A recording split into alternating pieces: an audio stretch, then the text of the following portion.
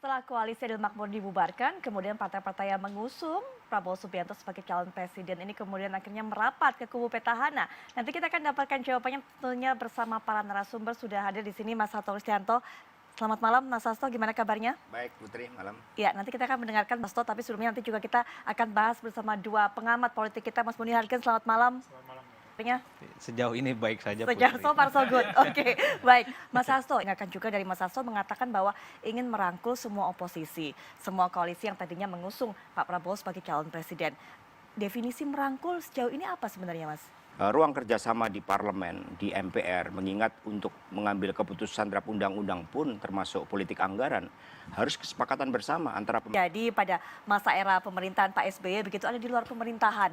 Saat itu menjadi oposisi atau seperti apa posisinya? Kami saat itu belajar ya, saya termasuk belajar ada di luar pemerintahan, itu akan kami hormati. Dan kemudian harus ada covering both side juga bagi pers, sehingga tertanamlah sebuah tradisi demokrasi yang sehat.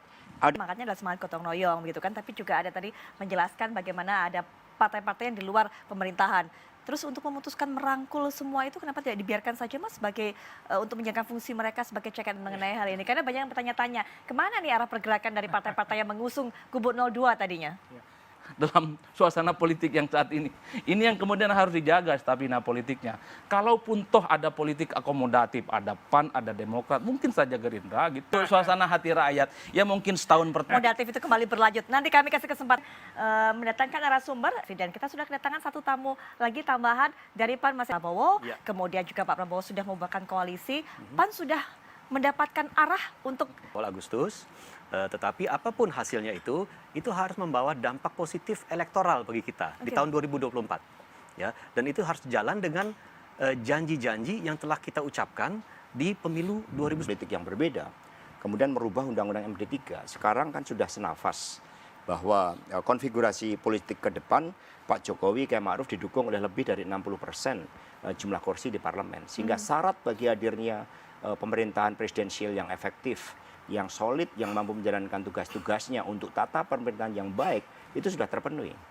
Legalitasnya secara formal dapat. Ini masing-masing partai ini masih terus melakukan koordinasi di dalam begitu. Kalau Anda melihatnya nggak sejauh ini? Iya, saya kira posisi lah.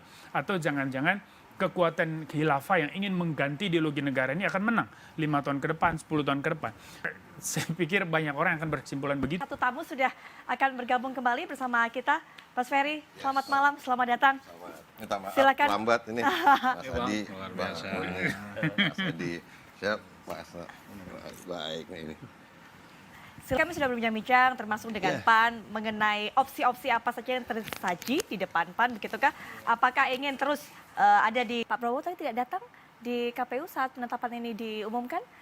Mas Pak Zul, atau memang jangan-jangan PAN ini sudah memang ingin loncat pagar sejak kemarin ini saat ini, karena memang sepertinya ada suara dari kubu Pak Amin Rais, ada suara besar juga Mas Hasto tadi, Mas Edi bilang banyak unsur yang harusnya yang ideal di satu kekuatan yang solid untuk membangun kohesivitas nasional di situ.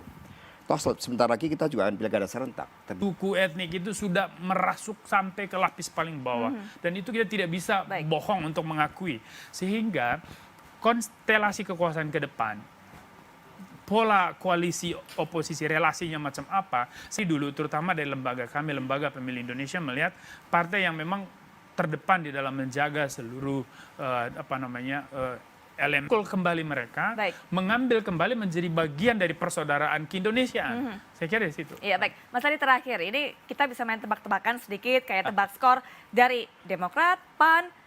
Tentu dengan kualitas apapun PKS ingin di luar. Kalau Gerindra sejauh ini kan belum tegas ngomongnya apakah ingin bergabung atau tidak. Mungkin Bang Ferry bisa menjelaskan di Gerindra gosipnya sudah mulai ada prestis. Tapi gosip politik itu selalu. Jadi karena ada desakan ini elit rujuk kita kira begitu, Prabowo dan Sandi rujuk dengan Jokowi Ma'ruf, ini gerbongnya ini dikawin paksakan dengan politik akomodatif. Efeknya apa? Mas Boni, Mas Ferry juga, Mas Edi, Mas Hasto, terima kasih.